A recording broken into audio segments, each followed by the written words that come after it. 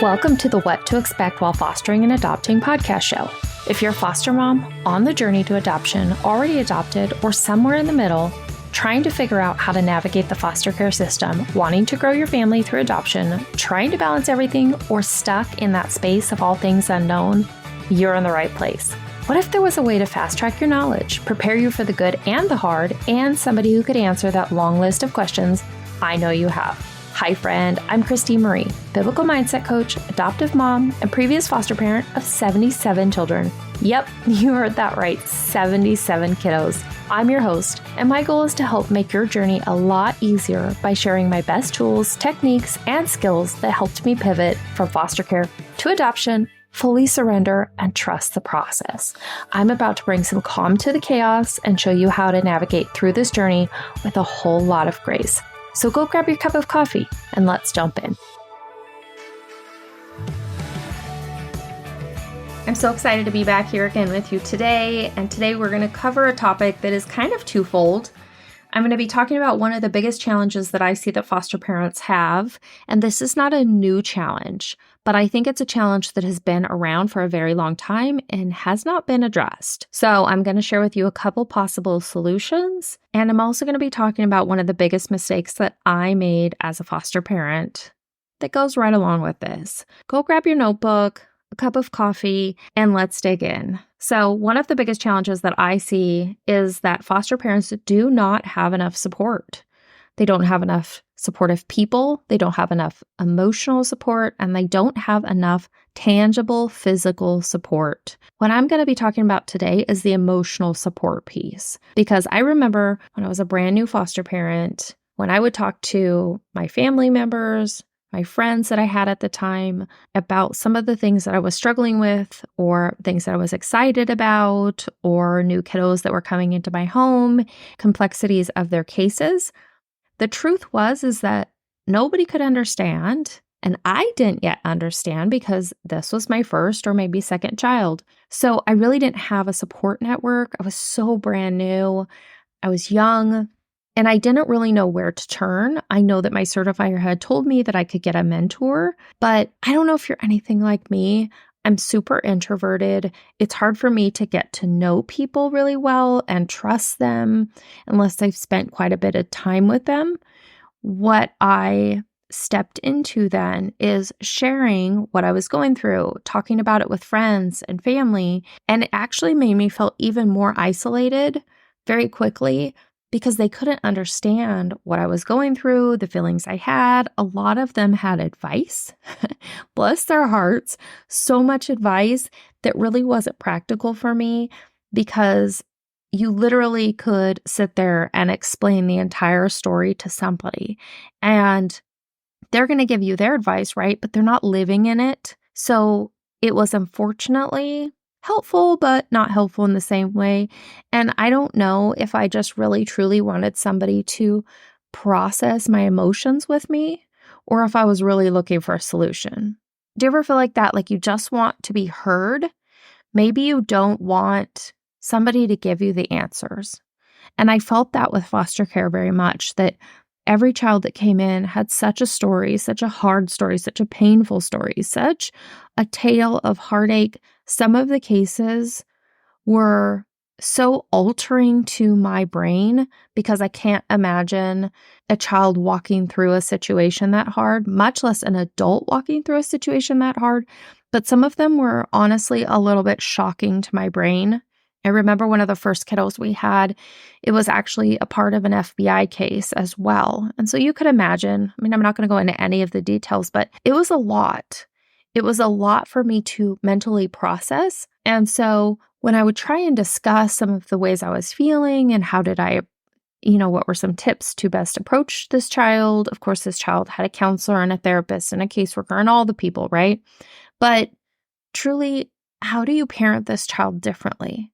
How did I, as a person, deal with the emotions that I was feeling, just trying to mentally process that this happened to a child? So I remember being told I could have a mentor and that they could help me find a mentor. I did remember having a few calls with a mentor, but then that was the interesting part is I ended up finding out that the mentor would then go share some of kind of like the certifier or certification person that I had would go check in with the mentor and say, how is she? Is she doing okay? Is she processing this well? And then the mentor would go report back. And it felt a little bit like I didn't have a safe place.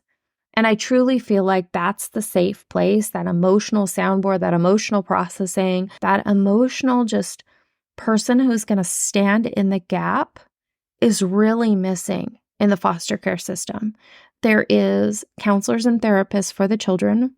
There's counselors and therapists for the birth parents. There might even be counselors and therapists for the social workers and the extended birth family if they need like family counseling or wraparound services. But there's no counseling services for the foster parent. That's hard. That's really hard because what that means is, the true truth, right? The foster care system is meant to reunify families. It's meant to help the birth families and the children and get them to a place that's healthy and functioning, or functioning and in process of getting better. It's really truly meant to support them. So all of the services that are available are there for everybody else but the foster parent. And so I know I experienced this a lot is I would feel really isolated and like, who do I talk to? And if you're a current foster parent right now or considering getting into foster care, or you're an adoptive parent, I don't know if you've ever felt this way, but I imagine you have. I imagine you have felt alone and you just want somebody who gets it to listen. Who do you turn to for every question that you have? And as a foster parent, especially as a brand new foster parent, I don't know that it ever got easier per se. Like I kind of learned the system, I navigated it, but I still always had so many questions because it's such an unknown. Every single day, something could change in the foster care system with a child. They might have a judge who makes a different order and it's a quick pivot that needs to happen. Or maybe the birth mom is no longer a potential placement or resource for the child. So maybe now they're looking at the birth father, or maybe the birth father has changed. And so maybe they're looking at extended family, and then a grandmother pops up from who knows where, but they found her, or maybe a great aunt when they did a search. And so every single day it could be so different. And there's all these unknowns that are constantly being thrown at you. If you imagine somebody who's juggling balls and they just keep throwing another ball at you and you just need to keep them juggling. You just need to keep them going. All the meanwhile, you need to love and support the children who are in your home and somehow yourself. And that is one of the biggest reasons that I lost myself, because I was in that state of emotional overwhelm and trying to make sure that all of the kids' needs were met. And ultimately, there wasn't time for me. There wasn't time for me to even think about me. So what is the solution? Because the biggest mistake, the very biggest mistake that I made as a foster parent was not understanding my role as a foster parent, not understanding how I fit into the hierarchy of the foster care system. I want you to think of whether you have began fostering or you're already a foster parent. I want you to begin to think of the foster parent, yourself, as an employee of the caseworker and the child welfare system. Now, I'm not saying that you necessarily are, but I want you to think about it in that framework, because every single thing that you have a conversation with somebody about is documented. Much like if you're an employee and you're going to have conversations with your supervisor, they're going to document things. Now, imagine you're really stressed out, you're so overwhelmed, you're emotionally just maybe distraught, upset about a decision that's made because you don't agree with it. And trust me, this will happen a lot. You go to your certification person or you go to the caseworker and you say how upset you are about it. Maybe you even shed some tears. Maybe you're distraught about it. Maybe you put your foot down because you're advocating for the child, which is your job as a foster parent, but within limits, because ultimately the guardian of the foster child is the caseworker and the state. You're the foster parent. It's this fine line. So let's say you're advocating for this foster child and you're so upset because you feel in your soul it is the wrong decision. and you stand up to the caseworker or you stand up to the certification department and you say, I disagree, and you're upset, I want you to think of that in the framework as if you're an employee and you go to your boss and you are upset and passionate and you are putting your foot down. Because that was one of the biggest mistakes. I looked at the certification department and the caseworkers like I was on equal footing, like we were in this together, like we were partners in advocating for this child. And the truth is, the caseworker is in partnership with the foster parent, the birth parent, the foster child, but they are the main advocate. They are what you feel you are for that child. It's this crazy shift, this paradigm shift that happened for me after leaving the foster care world.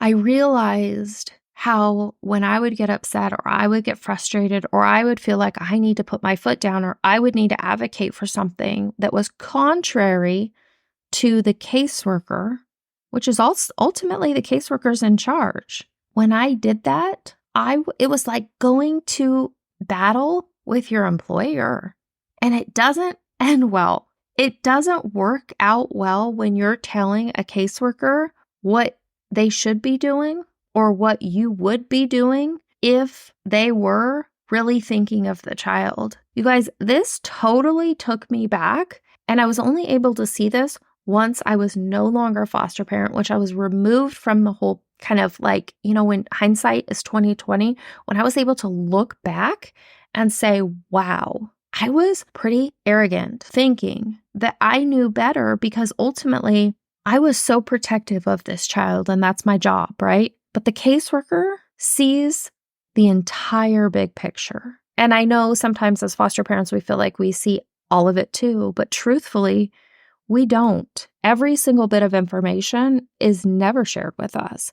There's bits and pieces, conversations with birth families and extended families and the children's attorneys and CASAs and our certifiers, your certifier's conversation based on what they think your mental kind of fitness is.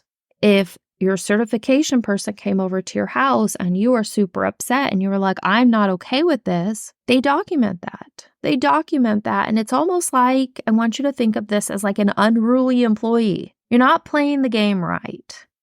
Doesn't that sound crazy? Like for me, I never would have even thought that, believed that, or I didn't see it that way. I didn't have enough support. And so the support that I then turned to and what became my support was my certifier and the children's caseworkers. I became super close with them and I shared everything with them. How I was feeling, how my kids were doing, what things I was struggling with. I overshared. And ultimately, when you overshare, you're oversharing. And this is such a shift for me. I wish I would have known this. This is probably one of the biggest things I wish I would have known, is that your job as a foster parent is to take care of the foster child in your home, support the reunification plan until that changes. But that is always your top priority, is to support the reunification plan with their biological family. It's not to vocalize that you want to be an adoptive placement. It's not to do anything contrary to what the wishes of the caseworker for that child are and their attorney. That was so completely not the way I operated. And what I realized, so once you are no longer a foster parent, you can ask for your file. You can ask for the complete history of every single thing that every single certifier, every single caseworker has written up about your family. I had no idea there was such a thing, but literally every phone call that they have with you, there's documentation on the phone call. There's documentation on how you're presenting emotionally. There's documentation on how you're handling a situation. You guys, that blew my mind. I thought these certifiers and these caseworkers were like my friends. And it ultimately boiled down to, because I didn't have enough support, I took the employees of the state, which their job was to protect this child and their birth family and reconnect them for reunification. I was a foster parent. So I want you to look at yourself and look at that relationship with the caseworker and the certifier. And I'm not telling you not to share with them. I am not telling you to not be open with them and build a relationship with them. But I want you to remember that foster parenting, you are paid a stipend. And so in some regards, this can and should be looked at as it's your job.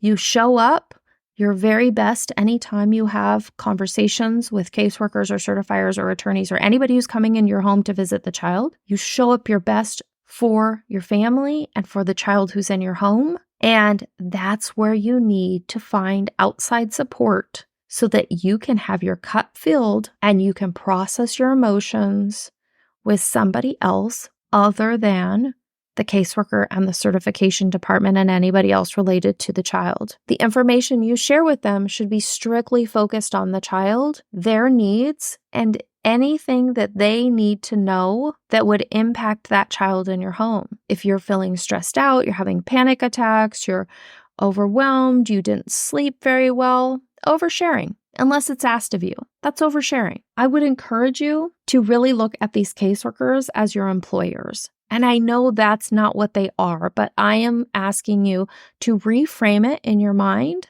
that the conversations that you have with them, they matter because they're being documented. So how do you process your feelings? Because you need to, trust me. I processed my feelings with caseworkers and certifiers and attorneys and everybody I shouldn't have. And like I said, that's probably one of the biggest mistakes I made is I was an oversharer. I'm sorry I only got 5 hours of sleep. I'm sorry I'm exhausted right now. I'm so tired. So what does that make them think? Why can't she balance this? Maybe these kids are too much. They're looking for signs, any signs, that this child is thriving in your home or there should be concerns. And when there's concerns, even the tiniest one, they're going to start looking for more concerns. Have you ever heard that phrase like, if you think you're right, you're right. And if you think you're wrong, you're wrong. Whatever your mind is looking for, you're gonna find it. You will. Our brains have this incredible mechanism called the reticular activating system. And it's, for instance, if you are looking like you are in love with this blue car and whatever brand it is, and then suddenly every time you're driving on the freeway, you see this blue car. It's not because there's suddenly more of them. It's because that's what your brain is looking for. So you will find it. So if somebody has a concern about you because of your emotional overwhelm or a situation that happened or anything like that, they're going to keep looking. And I promise they will find more because nobody's perfect. You're not perfect. I'm not perfect. But people usually find what they're looking for. So what can you do? I'm going to encourage you to get a foster parent coach. I'm going to ask you to look for somebody maybe in the foster care community. It doesn't need to be an assigned mentor that is going to be reporting back to your caseworker, but it could be too. But I want you to find a safe person that you can process your emotions with. You can talk out hard situations and there's no judgment and they will just allow you to vent. It is a hard job to be a foster parent. It's emotionally taxing. You need to get it out. Stuffed emotions go somewhere. And usually what happens is they make you sick. They can cause all kinds of physical things. They can lead to lack of sleep. That's why you need to process it. Another option is you can hire a therapist.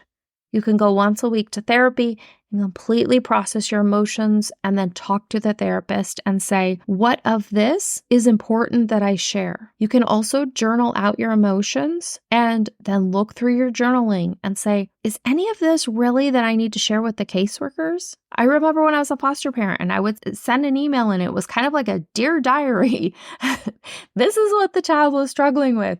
This is what happened. This is how I'm feeling about it. This is what's going on in the house. Why did I share all of that? I have no idea. A lot of what I shared wasn't pertinent to the case. It didn't need to be said. Another option is you can hire a coach, whether that's for one time a month, one time a week. I did offer that in the Facebook group that you do have access to hire me for one session, 30-minute session, an hour session regularly, if that's something that you need. There is also, maybe you have a friend that is willing to just be your buddy and say, I am your safe person. I will process this with you. Maybe there's a woman in a church group who is willing to be that person for you that's going to help you and just listen and support you and love you, you really also want to look for somebody who's willing to give you the hard truth. I've had some foster parents ask me questions. They probably didn't like the answer I gave them. And I knew ultimately they would realize the answer that I did give them was probably right, but they weren't ready to hear it. So I think that's another thing too, is having somebody who was willing to say the hard things and say,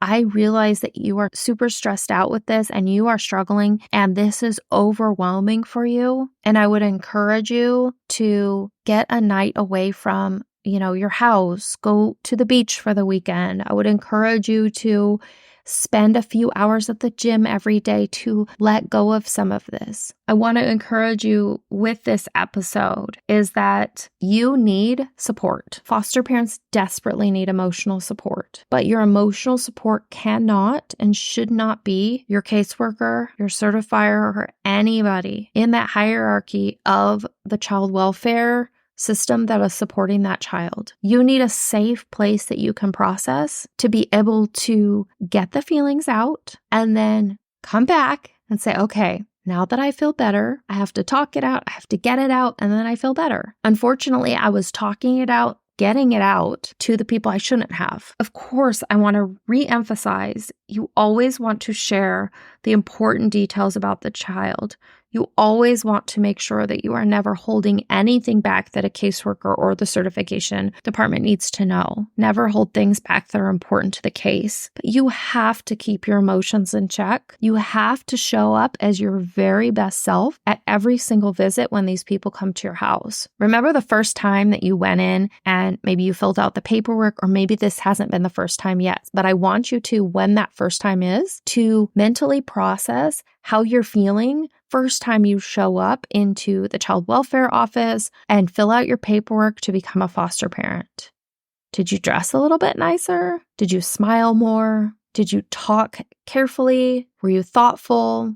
Did you put your best foot forward? That's what I'm asking you to do every single time they come over or you have an interaction, because I want them to see you for your best self. And if you're in a place where you can't be your best self, that's a trigger where you need to say, okay, I'm not my best self. What do I need to do to take care of me so that next time they come over or they call, I am not verbally vomiting my emotions on them because I need to get them out. You can also find additional resources in the Facebook group. You will find the information for that in the show notes. I am so thankful that you guys are hearing this, and I am praying ultimately that you figure out what level of support you need for yourself emotionally and that you don't make the biggest mistake that I did.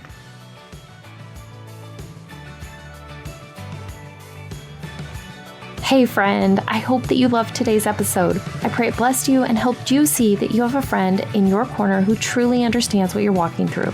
If so, would you share this episode with someone who's been praying for a breakthrough in their own journey? It would also bless me big time and help others to find this podcast if you would leave a review on Apple Podcasts. You can also submit your questions, topics that you would like covered, and find a community of like-minded mamas in my private Facebook group by searching What to Expect While Fostering and Adopting on Facebook. See you next time.